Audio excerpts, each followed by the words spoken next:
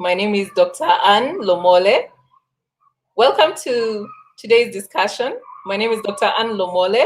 Thank you for joining us on our Facebook live stream and on YouTube. Today we'll be discussing a very important topic, and we have a number of panelists with us today.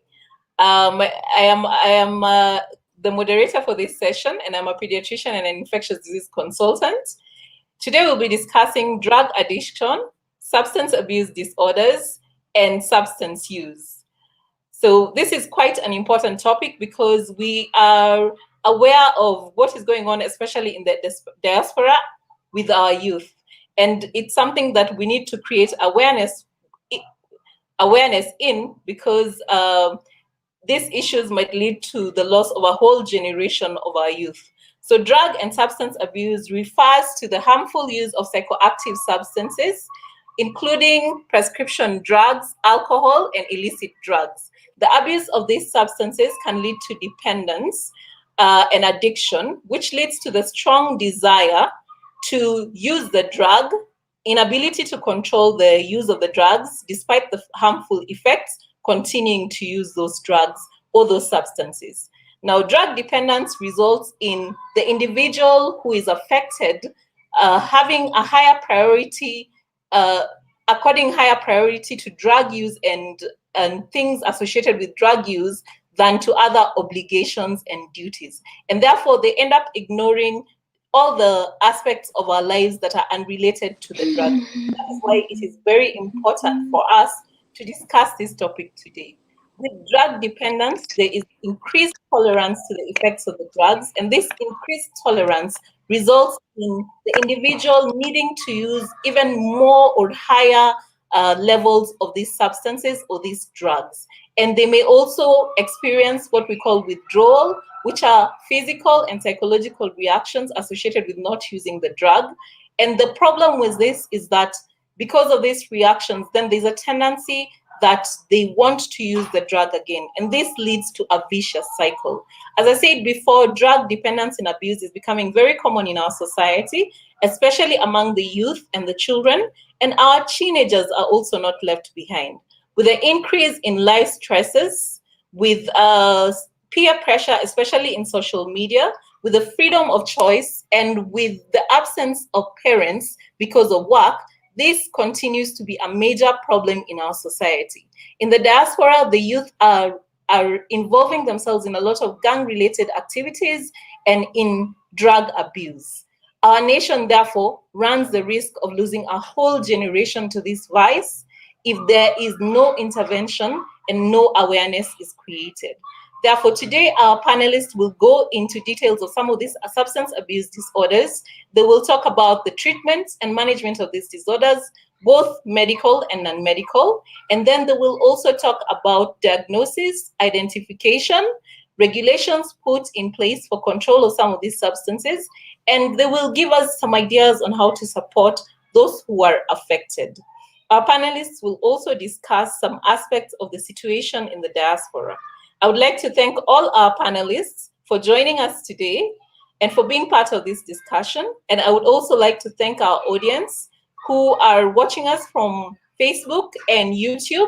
And I would encourage you to share the video with your friends and your family so that they could be able to listen in to this very important topic.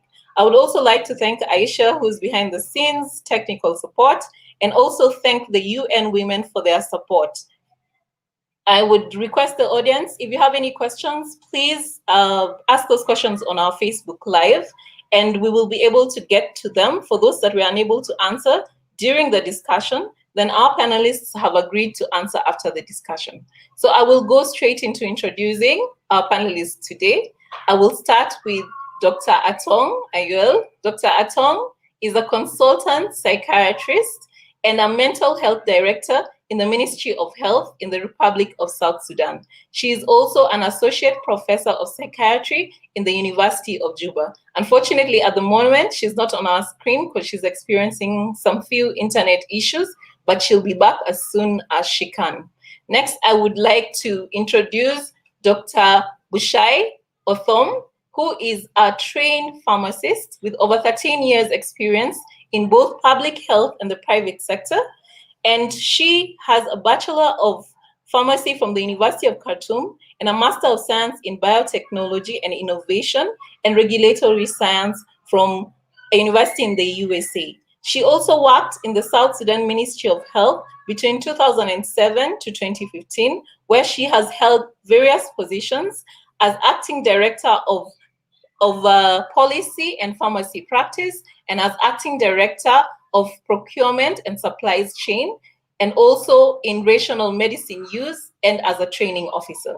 She's been involved in multiple consultancies with the Global Fund and the PSI, and she currently works as a medical logistician with MedAir in South Sudan. She is a trainer for pharmaceutical supply chain management, rational medicine use, and family planning commodities security. And she has also been involved in capacity training and building with various organizations. She is currently training for her postgraduate diploma in global health procurement and supply chain management from Empower School of Health in India. Next, I would like to introduce Miss Janet Gary, who is a counselor and psychologist. She graduated from the Pan-Africa Christian University, Nairobi in Kenya, with qualifications in counseling psychology. She's also a facilitator and a trainer in classical trauma healing. And she'll be talking to us about the counseling aspects related to substance use and substance abuse disorders. Next, I would like to introduce Dr. Anne Kumba. Dr. Anne is a pediatric resident. She's currently doing her master's in medicine in pediatrics and child health at the University of Nairobi in the Kenyatta National Hospital. She has previously worked at the Kenyatta National Hospital and at Juba Teaching Hospital in the Department of Pediatrics. She has a passion for children and is an advocate for children's rights and child health, especially for children from disadvantaged communities. Finally, I would like to welcome Ms. Stella Abio-Mona, who is a registered social worker. She holds an honors Bachelor of Arts degree with a double major in Women and Gender Studies and Equity Studies from the University of Toronto. She also has a diploma in Assaulted Women and Children Counselor and Advocate program from George Brown College and a Bachelor of Social Work from Rayson University. She has a master's degree in clinical social work with a focus on mental health from the University of Toronto. She has over 7 years experience in providing psychosocial and emotional support to adults, youth, and children, and currently manages a clinical program aimed at addressing the needs of African, Caribbean, and Black children between the ages of 6 to 12 years and their families at SNAP, which is an evidence-based preventative program aimed at collectively addressing different behavioral and mental health issues. Thank you to all our panelists for joining us today, and welcome. We're grateful that you're able to join us for our discussion today. So I will go straight into the questions, and I will start with Dr. Atong. You will set the stage for us.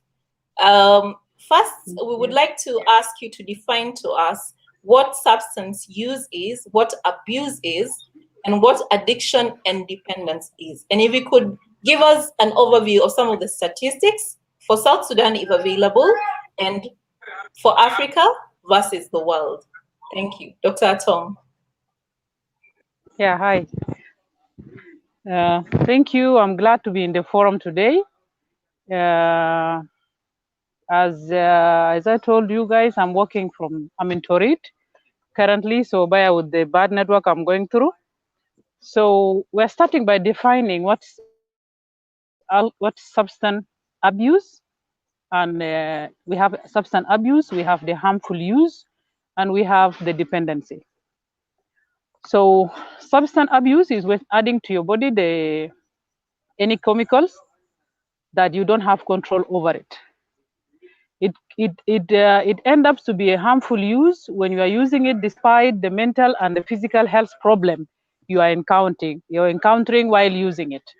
It became a dependency when you continue using it despite the advice to stop and despite the hazardous consequences of using it. And when you start developing a withdrawal symptoms that made you unable to have a control over it. So this definition put us in not only the alcohol and the substance of.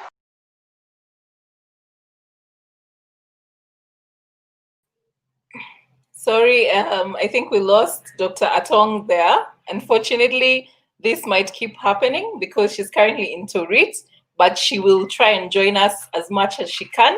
And I think at some point we will also try and ask her more of the questions and get the other panelists to answer later. So now that Dr. Atong is currently offline, I'd like to go straight to Dr. Bushai.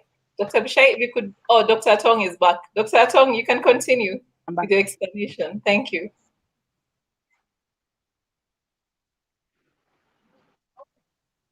Dr. Atong, thank you for coming back. Please continue. Then coming to South Sudan statistics regarding alcohol and substance use, we generally doesn't have. Yes. Hello, are you getting me? Hello. We're getting you, Dr. Atong. Hello. Please, Dr. Atong, please continue. We can hear you. Can you hear us? So yes, I'm hearing very clearly. So coming to statistics, as in South Sudan, we don't have the data collection for substance and alcohol and substance use problem. We started this one with WHO 2019 as we were implementing the so-called MHGAP. This is why I'm into it now, because we are training people to do data collection, particularly in substance, other mental disorders, including alcohol and substance abuse. So as from last year, which is 2019, to now, we had seen a considerable increase in the presentation of substance problems generally. And the top is alcohol, tramadol, and cannabis.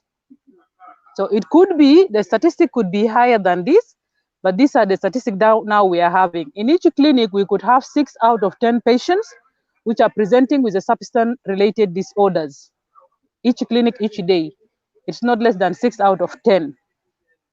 So these are in Equatorial states, in Eastern and Western Equatoria, including Central Equatoria. We are doing some studies in Bor, and we have some in Barakazal in Wow state.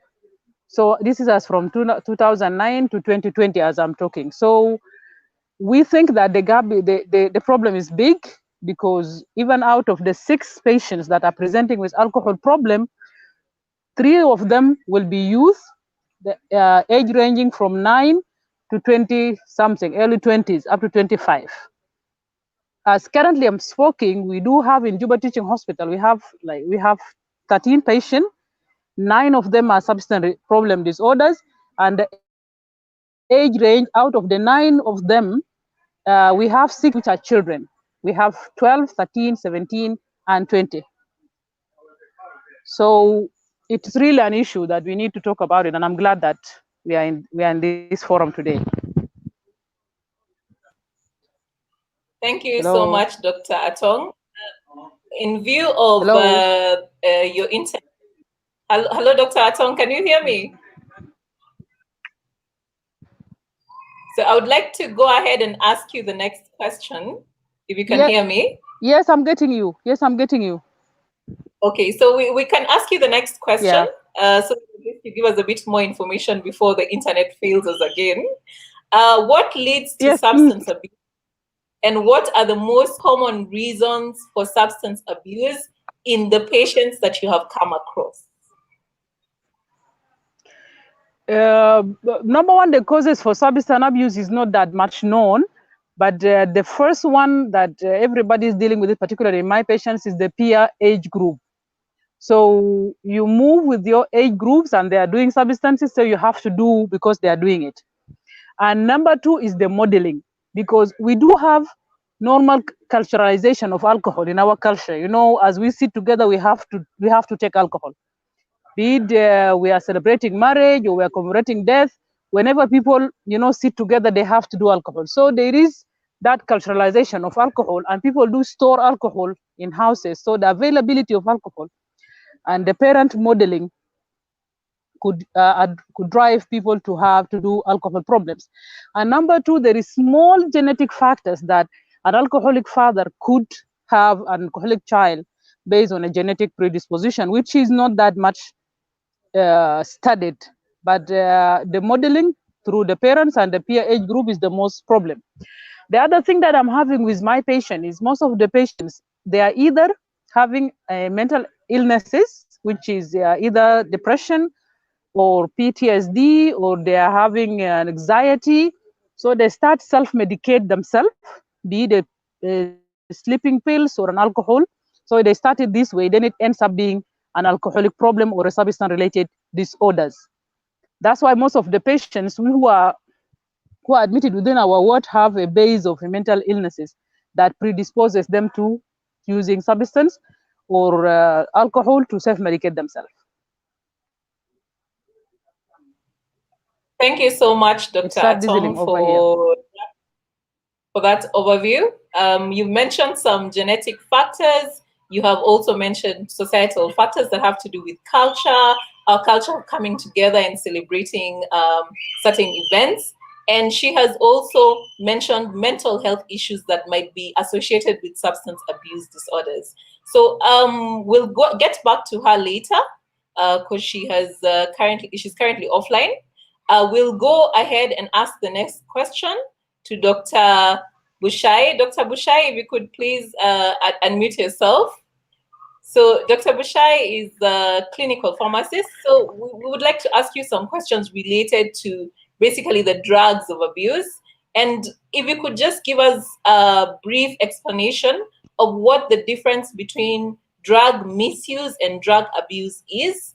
And you can tell us a bit about what is a controlled substances, why are they controlled, and how is the control enforced? Thank you, Dr. Bushai. Okay, thank you, Anne. For the first questions, the difference between the misuse and the abuse, I think, mostly these two terms, they interchange them, but actually, in fact, they are not the same. They have a different, different impact and different meaning.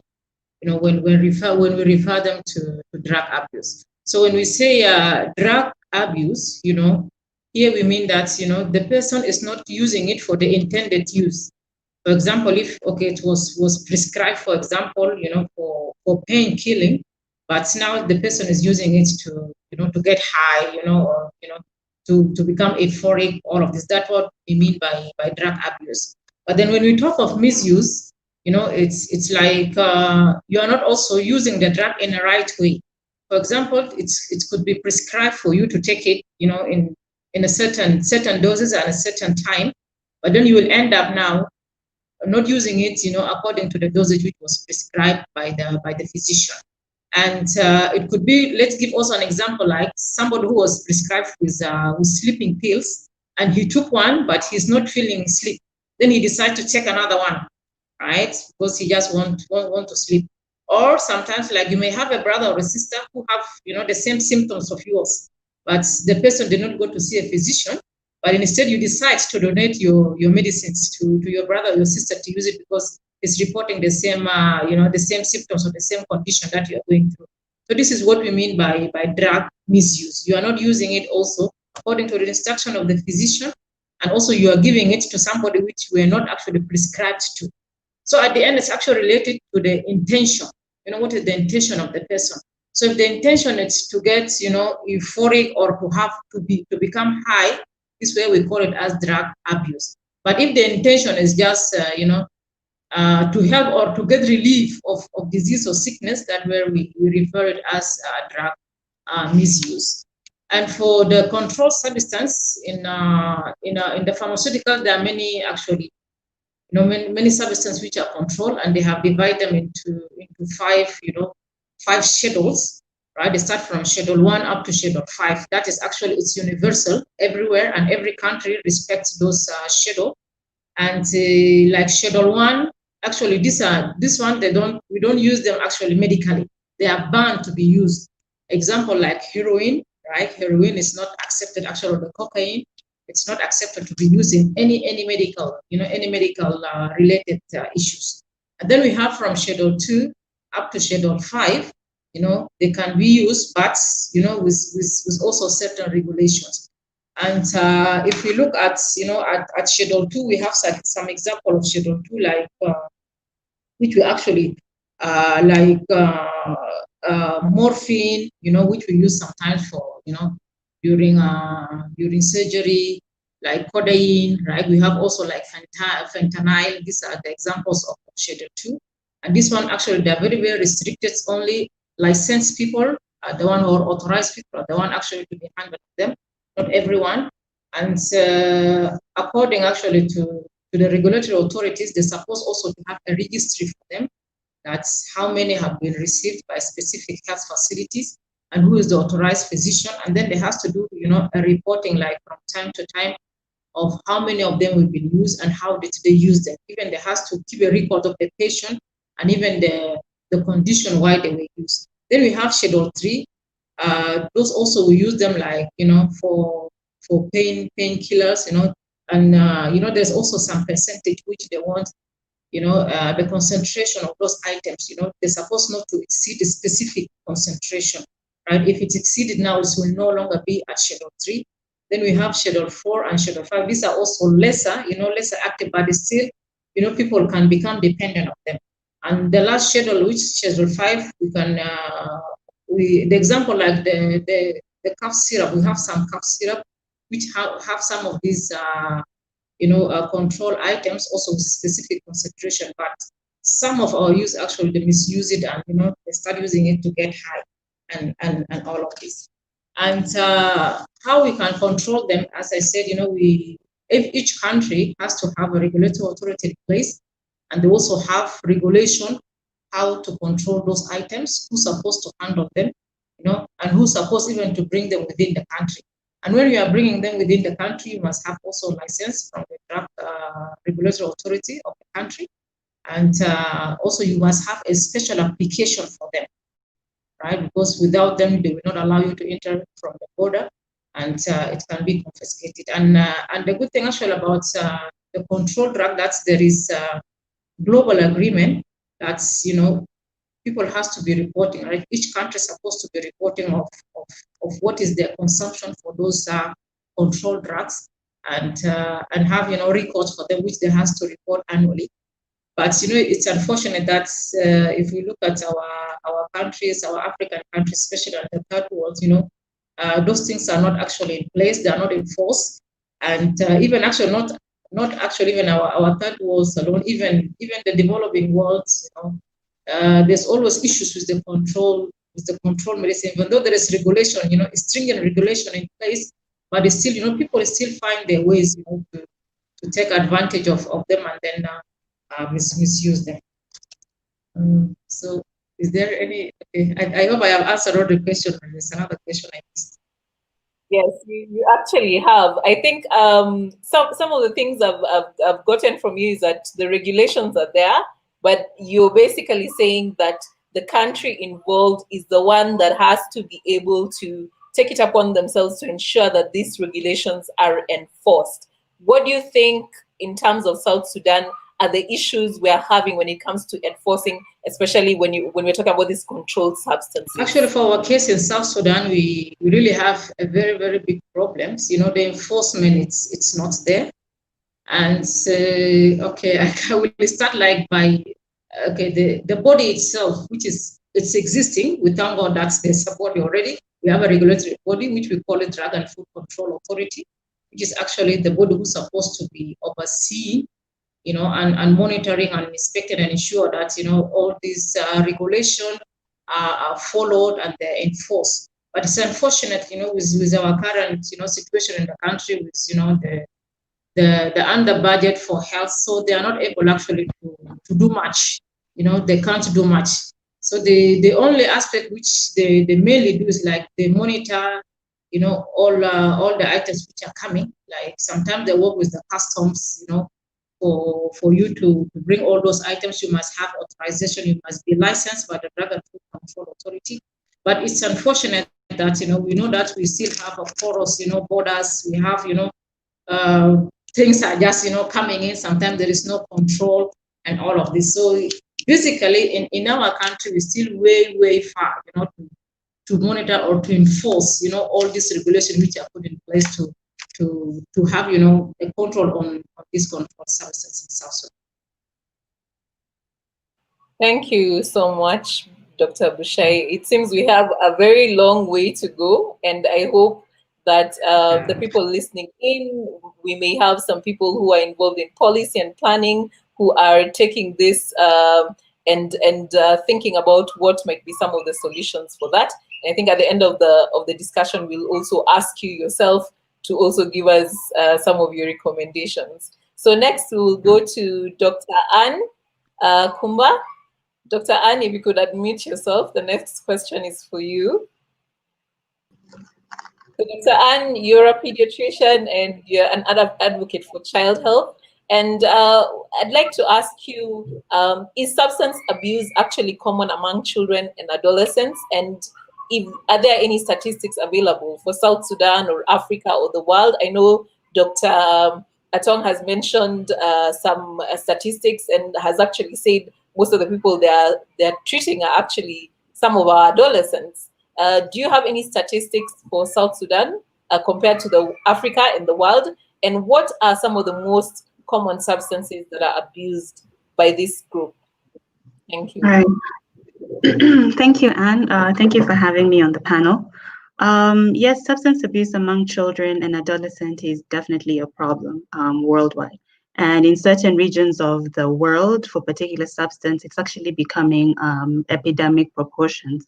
So the onset of use of substances among children and adolescents changes depending on the age. But what's commonly found is that the most vulnerable period is for children around 12 to 14, and then late adolescence, and it peaks in early adulthood. And usually children and adolescents start using substances which they think is not very harmful. So for example, marijuana, they perceive it as something that's not as harmful, or substances that are readily available to them. So like alcohol and tobacco. So in terms of worldwide statistics, a lot of the data on prevalence of use by children and adolescents comes from the Western world, so Northern America, Europe, and Australia.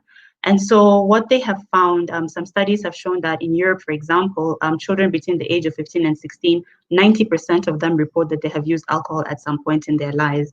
And then between 20 to 40% have said that they've used some sort of illicit substance at least once in their lives. So you can see the prevalence is relatively high. In Africa, the history of substance use is a bit shorter, or we don't have that much data about it until recently. Maybe for more traditional substances like alcohol and tobacco and cannabis, khat, maybe that has been there. But now with the introduction of prescription drugs and increased trafficking of narcotics, you find that there's increased use among children and adolescents. And some of the factors that even drive this rapid spread include some things that are unique to our context, things like social instability, political unrest, extreme poverty, and the like.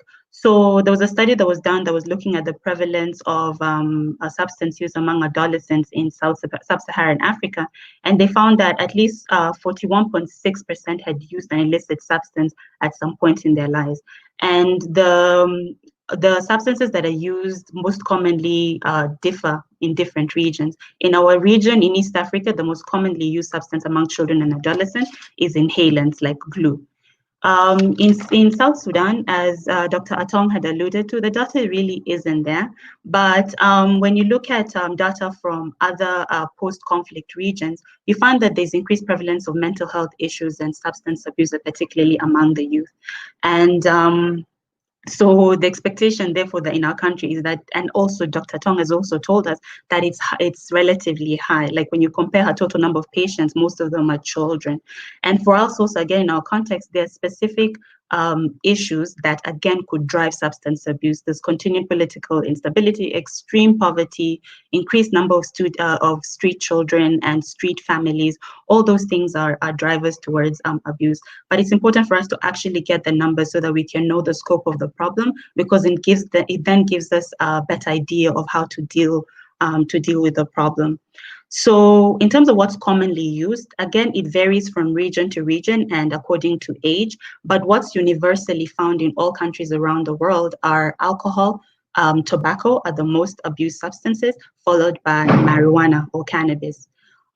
Then other things like other drugs are then use is determined by age and also economic status. So you find that younger children and those of lower socioeconomic status, and particularly street children, favor inhalants because they're cheap, they're available, they're not illegal, and they produce a very quick high. In more affluent countries and in older children, then you'll see use of other substances. An emerging problem is the use of prescription drugs. So prescription painkillers and other prescription drugs like stimulants, tranquilizers, relaxants, and the like, and then narcotics like cocaine and heroin. Other drugs like LSD, ecstasy, use is not that common, but it's also increasing worldwide. Another thing Dr. Bushai had mentioned is cough syrup. It's also another emerging substance of abuse around the world. I think it's worse in Southeast Asia, but it's also something that's coming up in the rest of the world, especially considering that for the longest time, these were drugs that you could just buy over the counter. There was no need for a prescription. So it was like a drug that's primed for abuse. But I think now various countries are trying to put measures in place to prevent availability and accessibility to it, and particularly to children. Yeah.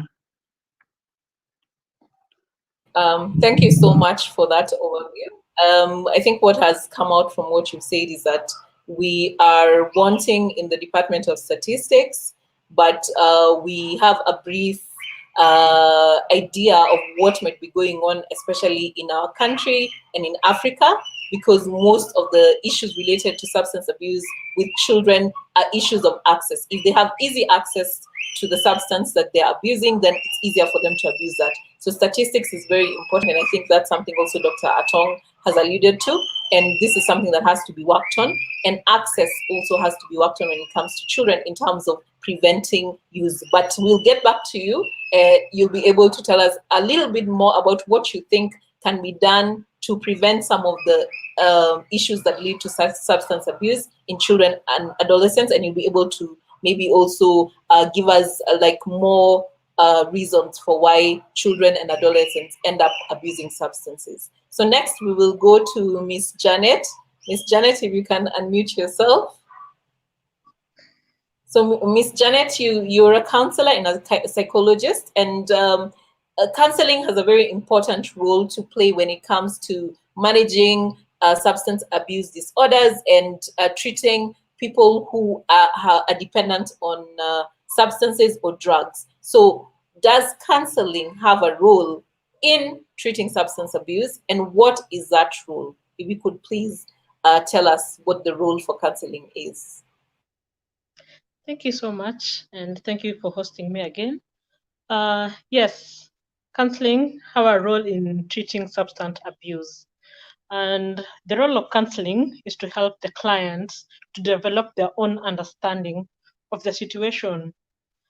And counseling will help the client to explore the aspects of their life and feelings. And also counseling, it will help them they'll talk freely and openly about the situation that they're in. Yeah, so counseling have a role in substance abuse. Thank you so much. Thank you, Janet. Have you had any experience in managing people with dependence or substance abuse disorders, or have any of your colleagues had any experience? And what exactly was the experience? What did they say were some of the challenges that they probably encountered when they were dealing with that? Yeah, there was one that we treated, and it was hard. It was difficult, especially during that time of rehabilitation. It was difficult, and then the time that they were admitted there, it was okay. But when they left, they relapsed. They had to come back. and we had to do the work again. And when they came back again, they refused to talk, and it was hard. It was difficult for us counselors to work with that. Without talking, our work will not be done. So we need the patient to talk and to talk freely. Yes, it was difficult, and the challenge was relapse.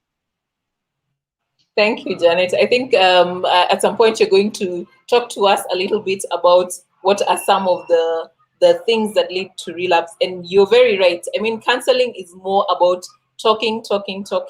And if the person who has come for treatment is not able to open up to the counselors, then it's difficult to really help them, because you guys are the ones who are able to get into the nitty-gritty of what actually led this individual to use substances. And if you're unable to get to that, then it's very difficult to actually sort out their drug addiction or their substance abuse. Okay, thank you so much for that, Janet. So next we will go to Miss Stella. Miss Stella, if you can please unmute yourself. So you have the responsibility of talking to us about the diaspora, because you have a long experience in exposure, especially children in the diaspora. So I wanted to ask you, what is the situation in the diaspora in terms of drug addiction and substance abuse, especially when it comes to our South Sudanese youth? Because we're very concerned. Are we losing the generation out there because of the access that they may have to substances of abuse? Okay, thank you. And so in terms of statistics, as everyone else has said, there is no statistics pointing directly to South Sudanese youth, but they have statistics for the wider youth. So I looked into, when I was preparing for this session, I looked into different data that was written from Australia. There's some that came from the US, and then there's some that's written around Ottawa in Canada. And it seems like South Sudanese are really struggling with substance use and abuse. But then the problem is the community always have a way of referring these issues to other communities, because you'll find someone saying, oh, because they're hanging out with people from this community, that's why they're using drugs. So even if there's an issue, they don't really face it head on. So they keep saying, just stop hanging out with the child. But in reality, there are many issues that make South Sudanese youth vulnerable and expose them to, because we have kids who have come from South Sudan and they're here by themselves. So sometimes trauma because of the experience with war, and then there's also intergenerational trauma. Even if you are not born in South Sudan, then because your parent might have gone through that trauma, you might be dealing with it and then using substance because of that. And then South Sudanese are not also free from racism that goes on in this country. And so with that, they're still stigmatized and then marginalized at the same time. So with all this, they end up using drugs to deal with this issue. So substance use and misuse is there. And in terms of my work, I've actually met some South Sudanese youth who are struggling with it. I've seen them on the street, when they're homeless and there's no hope because they're here by themselves, then there's not really anyone to support them. But then there's no statistics that point into South Sudanese community. Thank you, Stella. I think that seems to be a common denominator in the discussions that we're having. That statistics is an issue, and that is something that has to be. I think it's a bit difficult to hear you, but what I have gotten from what you say is that in the diaspora, the main issues is that intergenerational trauma. There are youth who have homes out there on their own and they don't really have supervision. They are exposed to these drugs and it's very easy for them to access them, and this has led to very high levels of drug abuse, especially among our youth. So we'll go more into that because I think you come with a lot of experience in terms of what is actually happening on the ground out there. So we'll get back to you and we can discuss that further. So we'll go back to Dr. Atong. I don't know whether Dr. Atong is is with us, so she's able to. Okay, Dr. Atong doesn't seem to be online, so I'll go to Dr. Bushai for the next question. If Dr. Atong comes on board, we will also get right back to her. So, Dr. Bushai, when you were talking before, you talked a little bit about prescription drugs and the controlled substances, and you even talked about, you and Dr. Ann also talked about the cough syrups that have become a very common over-the-counter drug that is being abused. So could you please describe to us specifically, when you talk about prescription drug abuse, what are we talking about?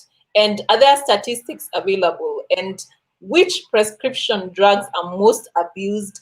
Who are more likely to abuse these prescription drugs? And how can this be prevented? So this is quite a loaded question about prescription drug abuse. Yeah. Okay, so when we actually talk about prescription drug abuse, we mean that, it's the use of medication without prescription. That's very simple like that. It's not actually a complicated, definition. But, as the person is using it without prescription, they're also using it for intention, as I mentioned before, to get high, or, to get euphoric, all of that. And, as we said that, okay, there is actually some which are actually mostly abused, like the opioids, right? And then we have the central nervous system, what do you call it, depressants, and then also we have the stimulants. So those are the three categories actually which are the prescription mostly abused drugs.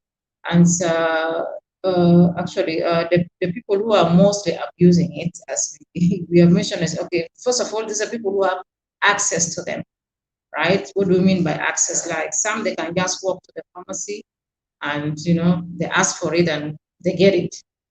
It can happen in so many places, as now, sometimes, regulation are not that tight, and then you find that many people are opening outlets anyhowly. Some are even not pharmacies, and then they just open places, and their main purpose is just to make money. We know that there is money in pharmaceutical, and you can make a lot of money behind it, and especially when you are dealing with those controlled substances. So if find in a region that there is access, wherever anybody will walk into the pharmacy and have access to those medication, definitely the abuse is going to be high. Those are the people who have access. And mainly for South Sudan, we don't have, as Atong has mentioned before, we don't have actually statistics, which can show us, what is the level of abuse in South Sudan, what is, the mainly, the main abuse one of these prescription medications. But we just look at the records of African records, and also we look at the global records. And, South Sudan will not actually differ from them a lot. We know that this is a global major, issue, and you'll find that it's similar in every country, even though we don't have official statistics for that. So for Africa, mainly, the main items, as has been mentioned before, even by Dr. Ann Kumba, it's cannabis. Cannabis is the highest, abuse substance within even the African. You see that there's higher report in Western Africa and Central Africa. They have actually high abuse of that items, and it's ranged from 5% to 13% actually. You find that that is the main category of the abuse one. And then we have also Dr. Ann, I think she mentioned ecstasy. Also, it's somehow also abused in Africa, but it's actually the one following cannabis.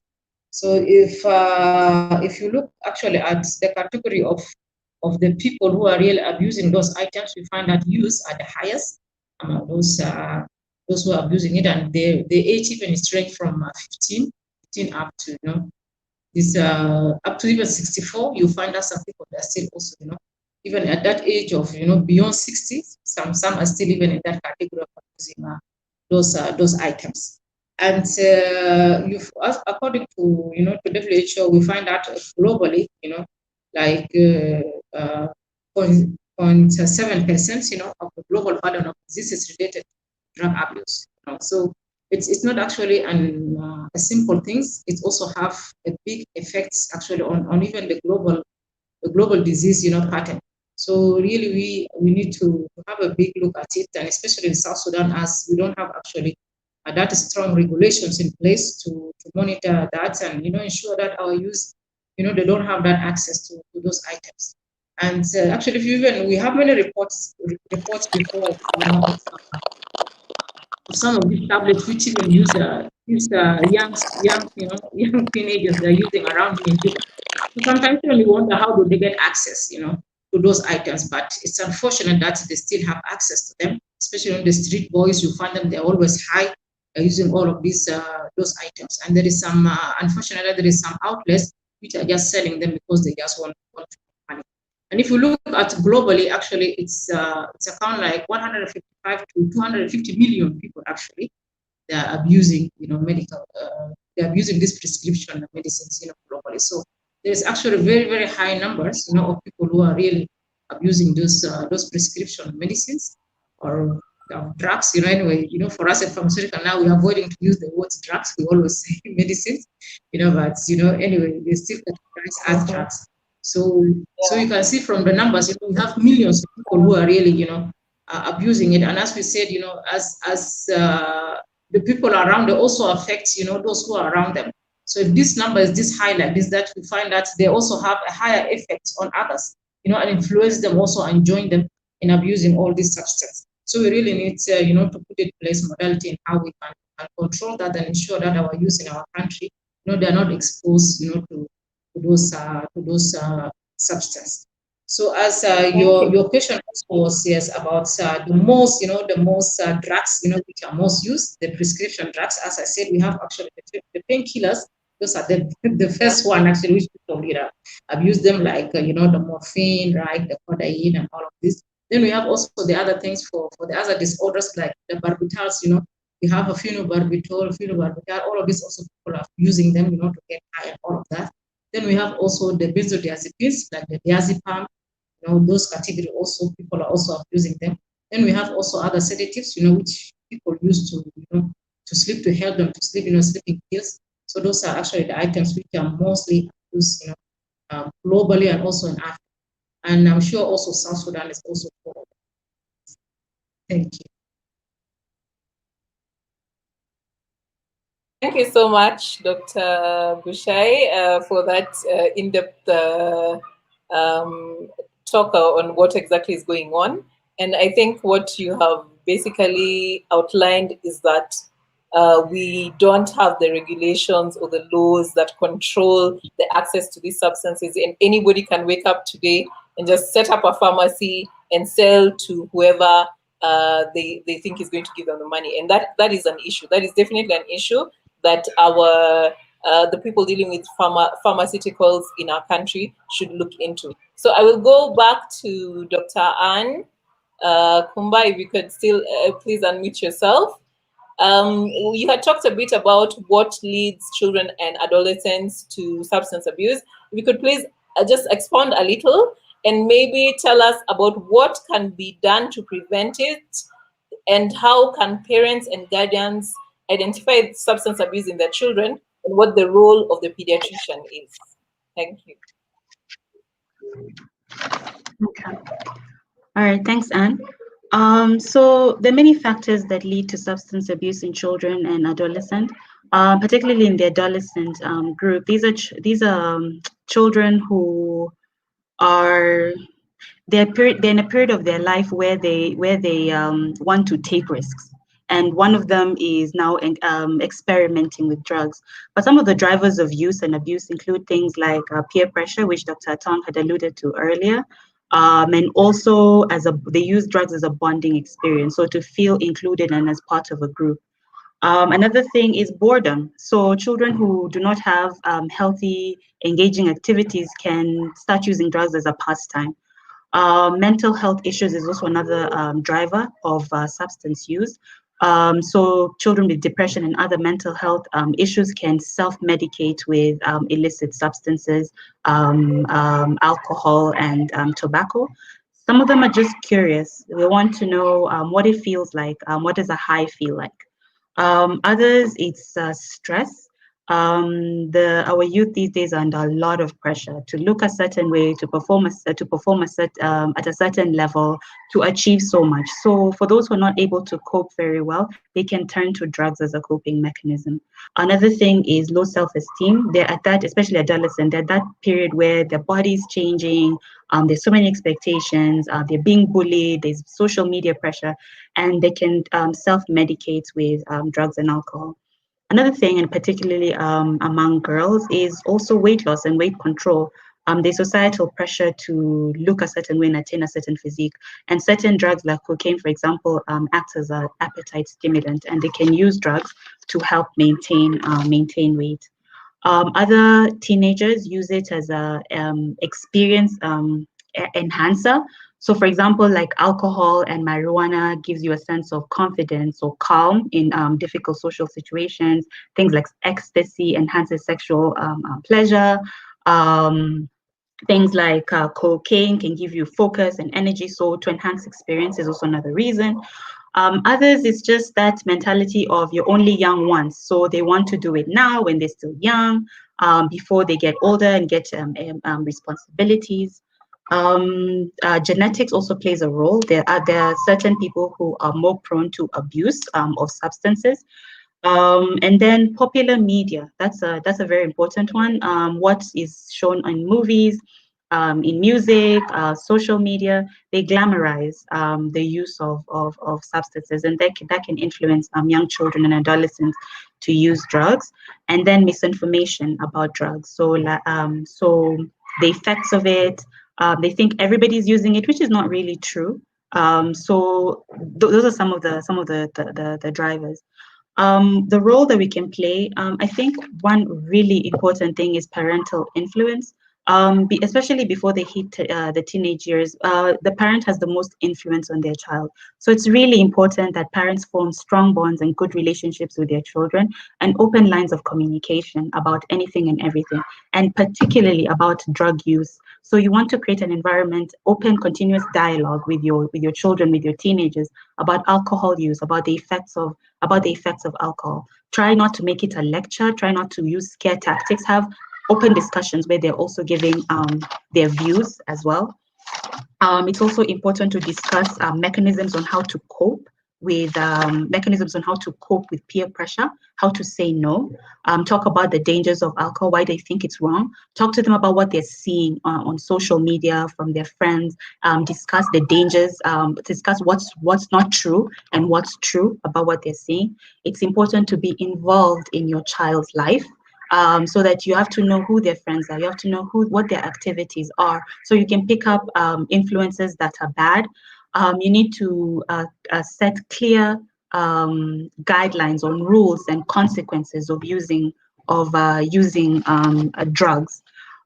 Support also, parents have to support their children. So encourage positive behavior always, and then also create an environment where your child can come talk to you if they are feeling pressure to use drugs or if they have started using drugs, and not punish. I think something that I have seen in South Sudan is youth. There's a sense of you have to understand that addiction is a disease, and you can't punish it out of somebody. I've seen people who tie their children to a tree at home or send them to the village as a way of dealing with substance abuse in the youth, and that's not the way. So support also has to be there. So I think one of the most important things to prevent use is just that parental involvement in your child's life. It prevents use before you even get to a point where you have to now deal with treating the problem. Yeah. What was the other question? Thank you. We'll get back to you. That's quite a very good overview of some of the predisposing factors, and I like the way you've explained that parental guidance is quite important in actually ensuring that most of these things don't drive children to abuse substances. So we'll go to Dr. Atong. Dr. Atong, if you could unmute yourself. So at some point you were discussing about mental health disorders, Dr. Atong. I hope you can hear me. If you can unmute yourself. So you were talking about mental health disorders and the the connection with substance abuse. And could you please give us a more explanation on what the connection between mental health issues and substance abuse disorders are? And when you're treating the two together, what are some of the challenges that you face? And I'd like you to also talk about some of the signs of substance abuse disorders in individuals and the consequences and how this can be avoided. Dr. Atong?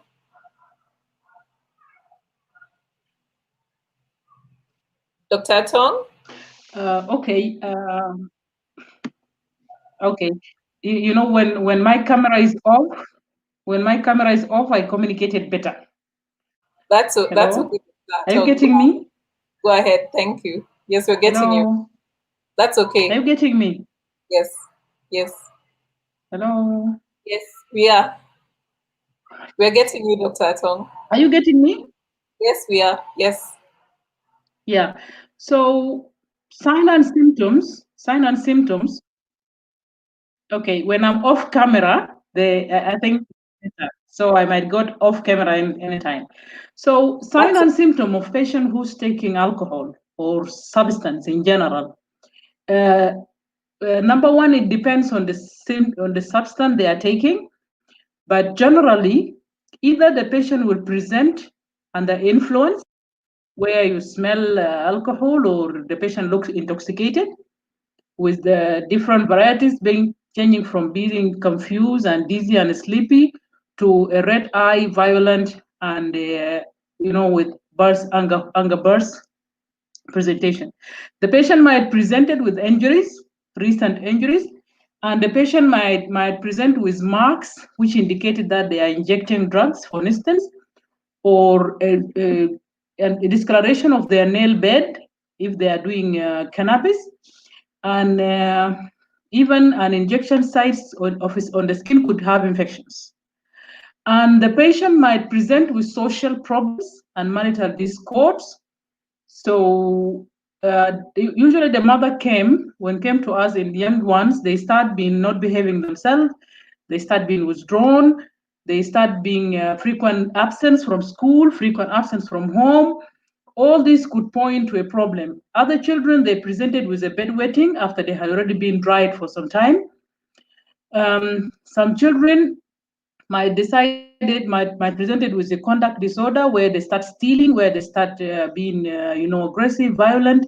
So presentation depends on the type of substance they are taking, and depends on the rule and the family the child is within, the support they are getting. As Dr. Ann says, we are adding to that as the causes of the mental disorder is the loss of the family supervision on children, and the boredom that she's talking about. Most of the children are now out of school, so the substance abuse among children and adolescents increases. So the link between mental health and the substance and abuse in general, be it alcohol or others, is most of our patients, they start self-medicate themselves, either to control their sleep problems or to control their anxiety, or even to control the psychotic symptoms like hearing voices, having delusion. They end up using substance at the beginning as self-medication. Then they end up having the problem. The consequences we're having when the patient presented with a dual diagnosis of a mental illness and a substance, it affected all along. It started from the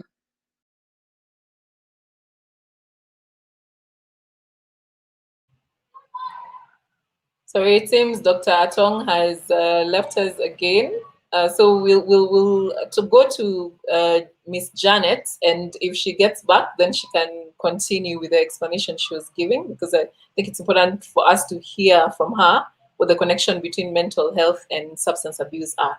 So Miss Janet, if you could please unmute yourself. So I'll ask you 2 questions at once. So what methods of counseling are used to manage substance abuse disorders? Have they been found to work? And what are some of the challenges experienced when you use those methods of counseling? And you had talked a bit about relapse being one of the challenges that counselors have. What do you think leads to that? and what can be done to prevent relapse. So methods of counseling, what has been found to work, the challenges that you experience, and what leads to relapse and what can be done about it. Thank you.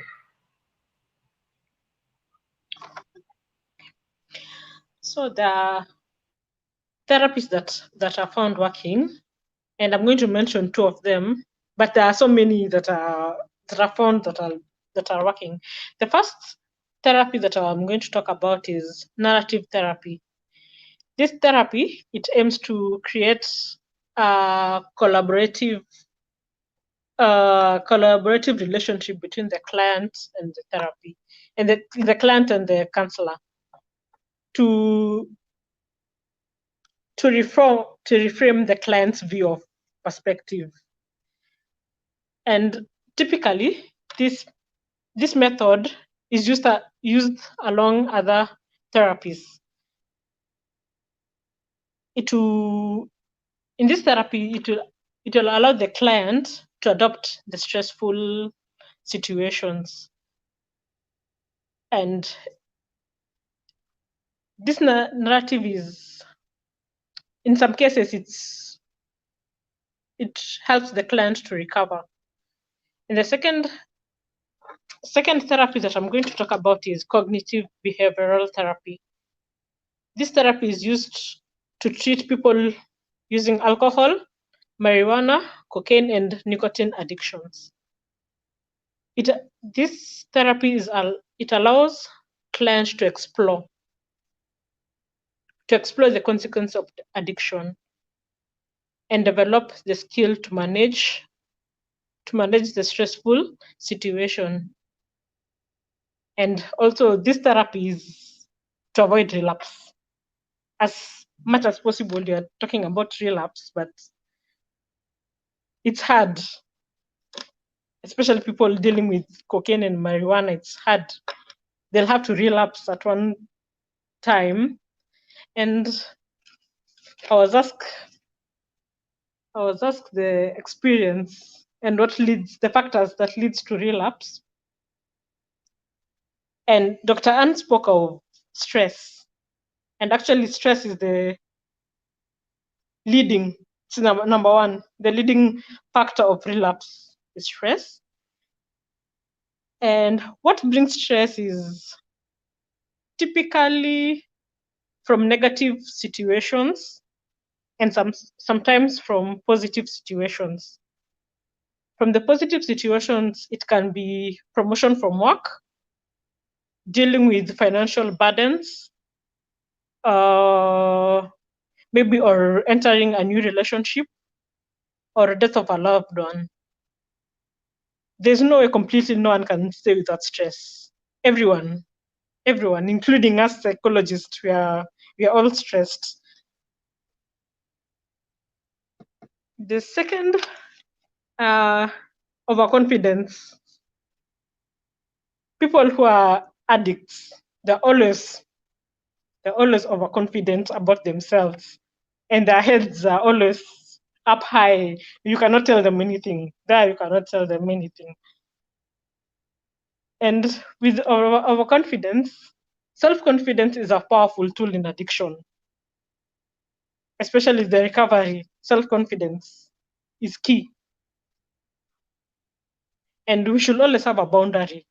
But in recovery, it's important to build a healthy balance of self-esteem and humility, especially for us counselors who are dealing with human beings. I think we should always. That's Miss Janet. That's interesting. The fact that you're talking about confidence and especially on the aspect of the counselor and also the person who's suffering with addiction and the cognitive behavioral therapy you're talking about. Is it mostly about helping people to be able to adapt to stressful situations and therefore not get back into substance abuse? Is that the main reasoning behind it? Yes, and it also, the CBT, it also helps in anxiety, depression, and trauma. It's also alongside the substance abuse. it's also it's helpful for managing it. Okay, thank you so much, Miss Janet. I think that's a very good explanation on what exactly needs to be done. If we can make people, the people who are affected, to be able to adapt to situations that are stressful, then they're able to get off their addictions. But of course, it's very difficult for that to happen. So we'll go to Miss Stella. Miss Stella. We'll just try and do 2 questions with you so that we can try and start winding up. So what is being done about education in the diaspora when it comes to substance abuse? And is there any support that's being offered to the community? And what do you think there has been an increase in addiction among South Sudanese teenagers in the diaspora? What support is being offered to those in the community who have issues with addiction or who are abusing substances? Okay, so in terms of supports that are available for individuals who are using substance, for the youth, I've seen general services that serve youth, but then when it comes to South Sudanese, because there are so many people from different cultures in Canadian society, they've started using culturally adaptive and culturally sensitive services. So when someone goes to access a service, if they feel like they need a Black person or someone from their community to support them, then as a South Sudanese, you can ask for a Black worker to support you in your addictions. And if you speak a different language and you'd like to be served with in that language, then you also have the right to ask for someone. But then in reality, most individuals don't want to go for support, especially South Sudanese and Black community in general. They say that Black people do not need counseling, right? And sometimes they think that because they're using alcohol to cope, then they do not, or any other substances, they don't want. They think that that's how they're solving their problems. So there's reluctance in terms of seeking the services. So even if there's a service out there, people don't want to seek them. And then in terms of, I didn't hear some of your questions, so would you like to clarify them again? Okay. Thank you, Stella. What I was asking was what support is being offered, and you told me a bit about it. And you've also said that it gets really difficult, especially for the African population to get counseling services there, because everyone assumes this is the way they're dealing with their problems, and so this is what they'll continue doing anyway. So this is quite unfortunate, because I think everyone deserves to get the help. So we'll try and wind up. So for the next questions, we could sort of summarize your answers. So we'll go to Dr. Atong. Dr. Atong, if you could please unmute yourself. Can you hear us? So Dr. Atong, the question for you is to tell us how substance. Yes, I'm getting you. Yes. So could you please tell us how? It's like the network is changing. Yeah. Yeah, could you please tell us how substance abuse disorders are treated or managed, and what are the steps to take to get services, and maybe tell us if these services are actually available in South Sudan. Can you please say it again? So how are substance abuse disorders treated or managed? I'm not getting you. How are they managed? Oh, sorry. Okay, just a minute. So are you getting me now? So could you please talk about management and the services available in South Sudan? I'm not getting you clearly, Anne. Can you please?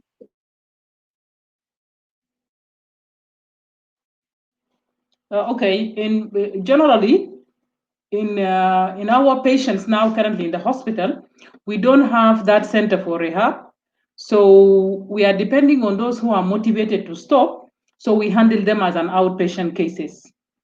So the first plan of management that we do for everybody is making sure that they are detoxified and they don't have that much substance in their body, so that we can help them with the withdrawal symptoms.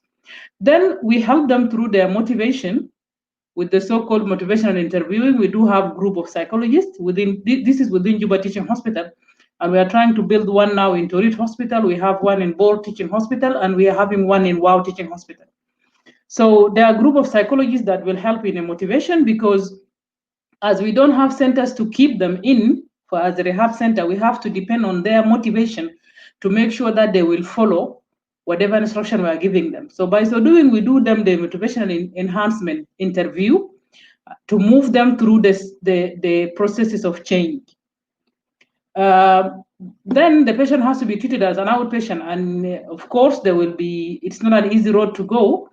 So there will be some relapses, there will be some setbacks, but we don't give easily on our patient, and we help them to go through it. We are trying to form a support group, which are we are now starting with the Alcoholic Anonymous, a South Sudan version of an Alcoholic Anonymous that we hope soon it will see light by this October. We are launching the South Sudanese Alcohol Anonymous because we wanted to include child psychology. We are including school psychology, where we have to go out and reach the children, not only waiting them at the hospital. So currently we have zero service for the substance abuse, but we are trying to make the available resources to try to help those group of population who are reaching out for us for help. So this is what we have for now. Thank you, Dr. Atong. We'll go to Dr. Bushai. Dr. Atong, thank you for that explanation. I was just talking to myself. Yes, we had everything that Hello. you said, Dr. Atong. Thank you so much. Dr. Atong, we had everything you said. Hello. The internet is a lot of issues. So Dr. Atong, we had everything you said. Thank you. Please mute yourself. Okay, Dr. Hello? Bushai. We'll go to Dr. Bushai. Dr. Atong, if you could mute yourself, please. So Dr. Bushai, we'll go ahead to you. Yes. And I think because we want to wind up the session, I'd wanted you to just give us a few examples of some of the drugs that are used to treat substance abuse disorders, how they work, and then maybe you talk about the rules and regulations that prevent doctors or patients from abusing drugs, how they are enforced, and what do you recommend for South Sudan? And then we'll go into some recommendations for everyone. Thank you. Okay, thank you, Dr. Anne. For the treatments, actually, we have three main medicines that we use for treating substance disorders, which is buprenorphine, and then we have mesalazine, and then we have naltrexone. These are the three items actually we use for treating substance abuse disorders. And how they worked actually, like mainly their action, is just from pharmacological action. It's like they bind themselves to the same receptors in the human being, where actually the other drugs, they also bind themselves and they act. So when they're actually binding on the same receptors, they're preventing actually the person from having craving, right? Like he will not be craving again to use the substance, and also it will help also in reducing the withdrawal symptoms for the patient. So mainly those are that's how those drugs are working, either just to reduce the craving or preventing the withdrawal symptom for the patient. But then we have also like those who are addicted to the what do you call the neurological medicines. We always advise them that not to stop those medicine immediately, but they just start to tapering or reducing the dose from time to time, because there is no actually specific treatment for that case. For those who are using a neurological stimulant, they don't have actual treatment for that. But what mainly we do that we encourage those who are actually supervising those patients to just make them continue using those substances, but from time to time they're just reducing the doses. And for the treatment, actually, it has to be given under supervisions of a medical doctor or a nurse who are really trained to handle those items. And it's unfortunate that in South Sudan, I don't think we have a specific center. I don't know, Dr. Atong, the one who are handling those cases, but we don't have that standard center which we can use those medications for treatment of those cases. For the regulation, actually, how we can enforce those, how we can enforce actually a regulation in the country for those abuse of those medicines. As I said, first we need actually to have a regulatory authority in the country, which actually the main body to enforce the use of all those items and monitor their use in the country, ensure that there is regulation which are put in place, and also ensure that specific doctors are only licensed to handle like those substances. Not anybody actually is allowed to be handling those items. A specific health cadres and category to handle them. And actually, by the way, it's not that it's only the people who get addicted to those items, but also it's unfortunate that some medical doctors, even including pharmacists, they're addicted to those items. And as I said beginning, people get addicted because they have access. And, we find that some medical doctors and even some pharmacists, they have access to those items. So we find that also some of them are also, addicted to those items. So mainly to enforce that, like ensure that those medications, they have a specific records, they are handled by more than one person. Like it's not the doctor alone, it's not the pharmacist alone. You must have like more than one person who handling them. There's a register for them where everybody has to register, and also they must keep the use, like the strips or the vials of those substances. They must be kept, not to be thrown away. When the regulatory body has to come from time to time and evaluate and ensure that what they have been supplied, have been used in a rightful way. We know that we still have challenges to enforce all of those things, but currently we have the Drug and Food Control Authority, which they are trying their best to ensure that the regulation is enforced and people are following it in South Sudan. But they still have a long way, as you have said, but there's a long way for them to go. But anyway, everything can be done.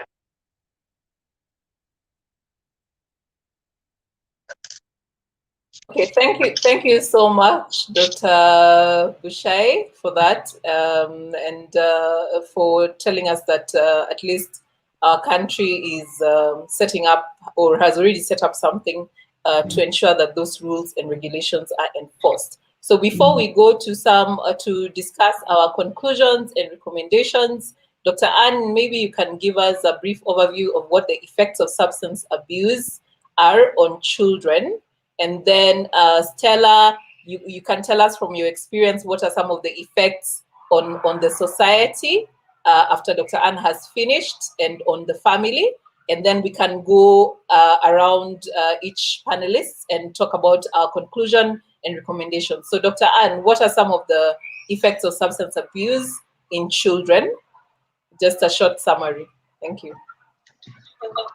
Okay, so children... What's happening? I'm hearing an echo. Oh, okay. So children and adolescents are usually going through major developmental changes. So they're very susceptible to the effects of substances. So even if they use a little or their use is only moderate, the effects are greater. So I'm only going to talk about the negative effects. In the acute phase, the most serious one is, of course, overdose or poisoning, where a large amount is taken within a short period of time, and that can lead to death. And then the consequences of use as well can also be quite detrimental to their lives. So there's increased risk of accidental injury and death because of reckless behavior and risk-taking activities while they're intoxicated. There's increased risk of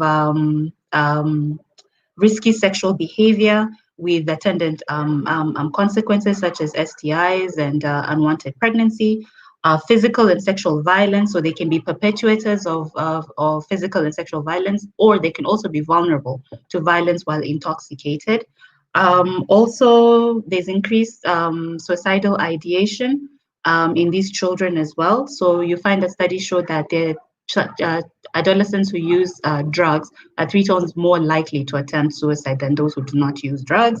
And then also there's that risk of blood-borne diseases, particularly in those who use injection drugs.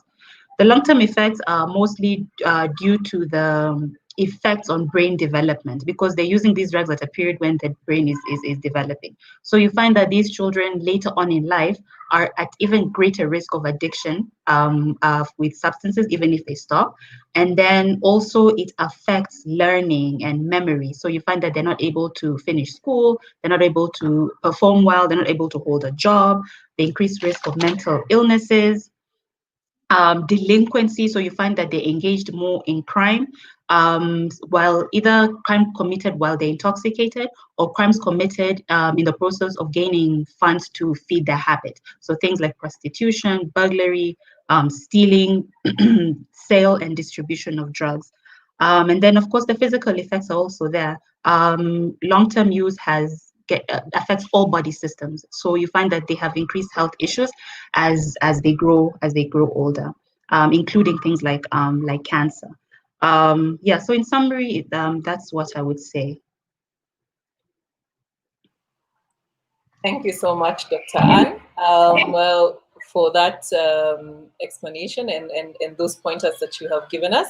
So we'll go to Stella, and we are currently winding up the discussion. So Ms. Stella, if you could just tell us some of the, from your experience, some of the effects that you've seen on the family and the society surrounding those who are affected, and then you can give us your conclusion and recommendations, and then we can finish with the rest of the panelists. Thank you. Okay, so in terms of the faculty, I think one of the issues is intergenerational conflict, because within South Sudanese community, even though alcohol and other drugs are used, people normally say that it doesn't happen. So when youth come and start doing it in public over here, there's too much conflict. So the parents do not always understand what's going on and why they're drinking in public. And so because of that, there's always, some of them have even kicked their own children out because they cannot deal with this issue. Another one is the fact that parents at times are so defeated, they don't know what the effects of alcohol is, or sometimes because of internalized stigma, they don't even want to talk about it. So they end up enabling their children, and even if it's harmful to them, they still, because they don't want to lose their children, they keep enabling their behaviors as long as they're living at home. Another issue, as one person has mentioned, it seems a lot of, because when someone has addictions issues, they can do anything just to get the addiction. So most of the kids end up joining gangs, and because that's where they can sometimes get money, so they can enable this behavior. And some of them end up stealing just to get the kind of drugs they are using.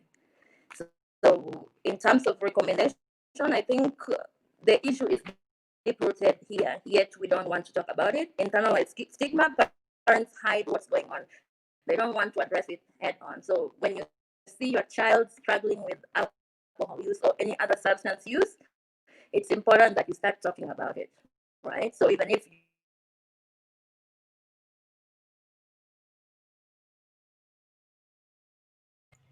Sorry, I think Stella seems to have an issue with her internet. Her audio is not too clear.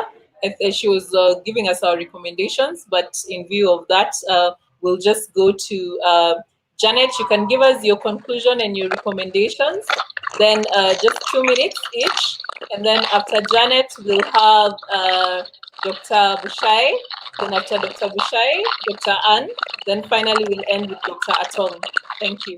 Janet, go ahead. 2 minutes. Conclusion and recommendation. Thank you. Thank you. Thank you.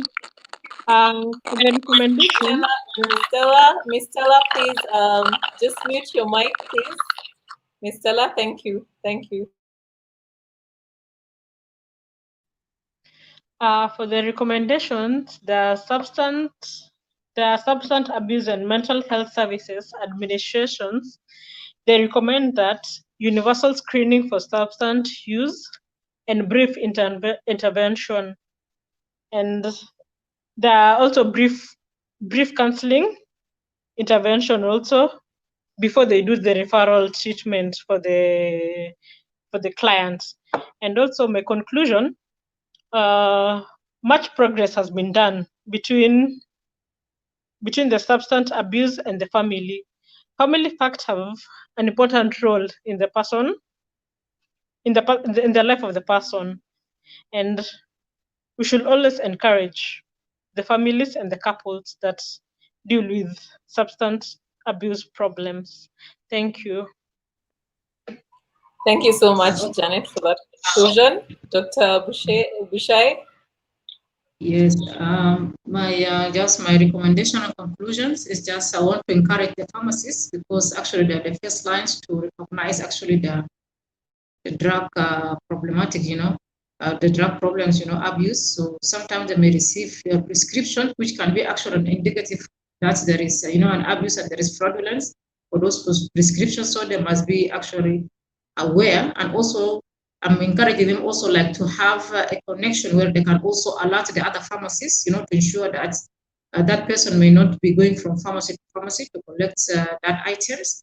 And also my recommendation also for the drug and regulatory authority in the country, to ensure that they're starting right to enforce, the control of those substances, is, to ensure that, our youth are not, getting, after those items. And lastly, also, I would like to ensure that I will just want to encourage the families that we need to educate ourselves, we need to educate our children, and tell them that those substances, they are not good for them. It's harmful for them, and it can actually affect their health and also affect their future. And if there is families who have those prescription medicine in their homes, let them always store them far from their children and keep it safe, and not, to allow access to it anyhow. Thank you. Great. Dr. Anne? Okay, thank you. So my conclusion, I would say that substance abuse in children and adolescents is like a global public health problem, and no child is invulnerable to substance use and abuse. So it's then important for us as parents, be involved in your children's life, because your influence is so important. It can make the difference between your child having an addiction problem or not. And then also, for pediatricians or other health practitioners, it's important for us to screen. We know that they're at risk of using drugs. So any child who comes within that age period, screen, ask those questions, find out whether they're using, because in that you can pick them up early, or you can give them information that's going to prevent them from developing an even bigger problem. It's important for us, and especially in our setup in our country, we don't have that many treatment facilities or options for treatment. Prevention then becomes very important. So how do we prevent? The parents becoming engaged, and us as doctors also becoming involved and screening all children who come to us, especially those with risk factors. Thank you. Thank you. Thank you so much, Dr. Anne, for that. Dr. Atong seems to have left the session. She was going to give us a brief conclusion, but I think what we can do is just summarize what all of you have said. I think what has come out from this discussion is the need for awareness, and when it comes to our children and our adolescents, the need for parental involvement.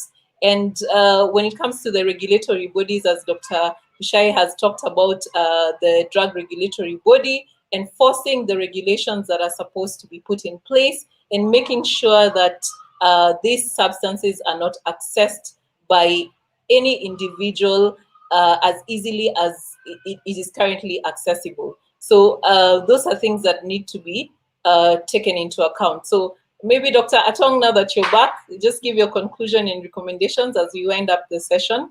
Thank you.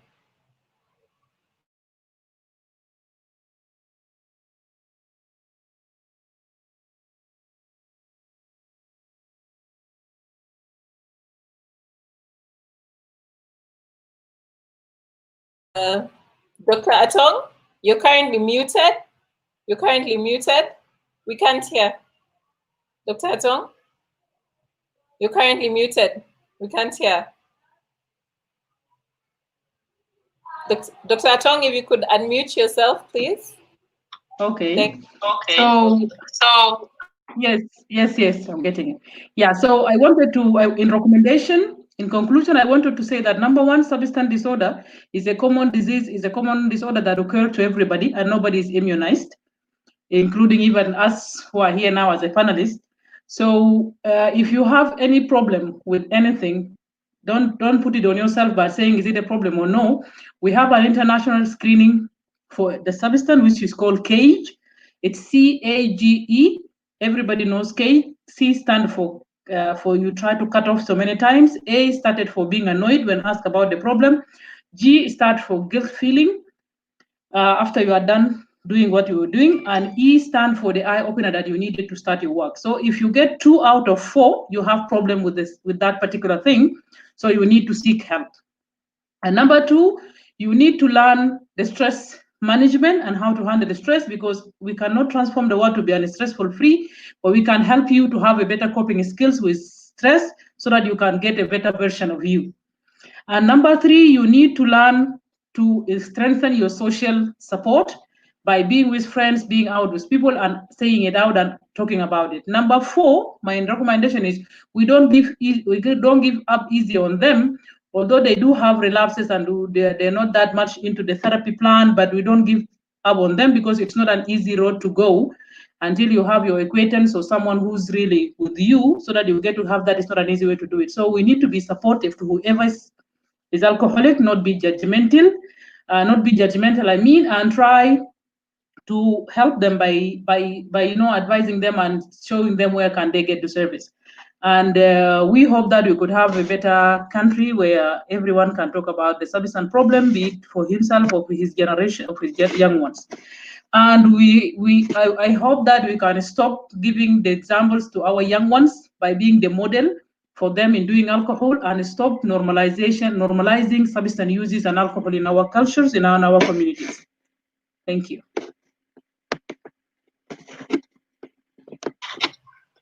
Thank you so much, Dr. Atong. I loved that summary and your recommendations, and I hope everyone listening takes it to heart. I want to remind the people listening in that this has become a very great problem in our society, but we should not forget to treat those affected with empathy, because we are not aware of the situations that have led them to substance abuse. And if we are able to, we should seek for help for those affected because of both the short-term and long-term consequences of drug abuse. So thank you so much, all our panelists, for joining us today. Thank you, Dr. Atong. Thank you, Ms. Stella, for joining us on behalf of the diaspora. Thank you, Dr. Bushai, for joining us from the pharmaceutical sector. And thank you, Ms. Janet, for the discussion on the counseling aspect. And thank you so much, Dr. Anne, for, of course, representing the children, which is what I love most about some of these sessions, that our children are not left behind. And thank you to our audience for joining us today. We're sorry for some of the technical issues that we've experienced, but I hope you've been able to get a lot from this discussion. And if you want us to discuss this topic further, please do not hesitate to contact us on our email and on our Facebook Live page. And for the questions we've not been able to answer, our panelists have graciously agreed to go back and look at them and give you the answers that you need. And thank you so much, Aisha, for the technical support, and the UN Women for all the support that they have given us. Thank you so much, panelists. Thank you. And we hope to see you again on other further discussions that we will have on other topics. Thank you so much, and goodbye.